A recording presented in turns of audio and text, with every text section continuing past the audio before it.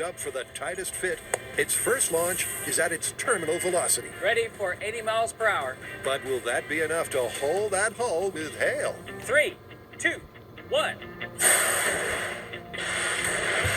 Well, in a word, no. Hail versus aluminum boat at 80 miles an hour? No hole. No. Ain't that the truth? Their first fastball barely made a dent, let alone a hole. But their aluminum boat is just the tip of the iceberg. What's this boat named? Fiberglassy. Fiberglassy.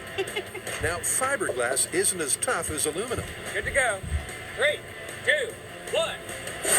but it's still too tough for this stuff. No hole. Didn't even budget. Huh? Next. So what about a boat made from wood? Steady as she goes. And an old boat at that. We all right? Let's take a shot and see if it puts a hole in it. Here we go. 3, 2, 1. But the hail doesn't hold, and that's 3 boats without a breach. At terminal velocity, their baseball hail has struck out. But what if the ice balls weren't just falling at terminal velocity? What if they were caught up in a hurricane and they were being blown down to Earth at 150 miles an hour? So it's time to up the ante. Could the force of a Force 10 give the ice the impact it needs? 150 miles an hour? This is one serious hailstorm. Aluminum boats. Go. 3, 2, 1. Well, not for the aluminum, Probably hit harder. nor for the fiberglass. The second one. So to keep this myth afloat, their wooden boat really needs to splinter.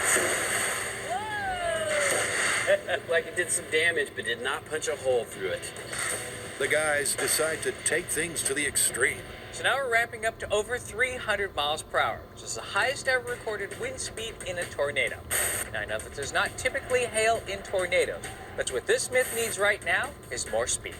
Will 300 miles per hour send their ballistic ice ball through aluminum? 3, 2, 1. A good hit, but no hole. How about fiberglass?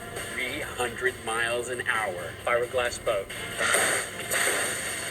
Hey, it's like it's snowing in here.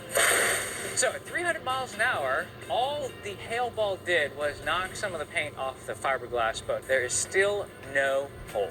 So with 2 boats down and no holes to show, even at tornado speed, this myth's chances all ride in their old wooden boat. I know 300 is ridiculous, but I got a good feeling. It could happen. In 3, 2, 1.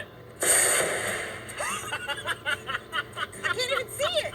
We punched a hole in the boat. It's like perfect clear.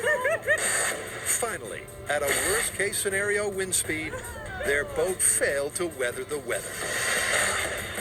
That's just silly. Or did they? Oh, wait a minute. I think we got a problem. I think this boat is rotten. It's rotten luck. They've scored a direct hit on weakened wood. I think we need to try this again. So they zero in on a zone that's rot-free. In 3, 2, 1. Oh my Did it go God. through? I mean, it looked like some serious damage. It did some damage, but I don't think it punched through.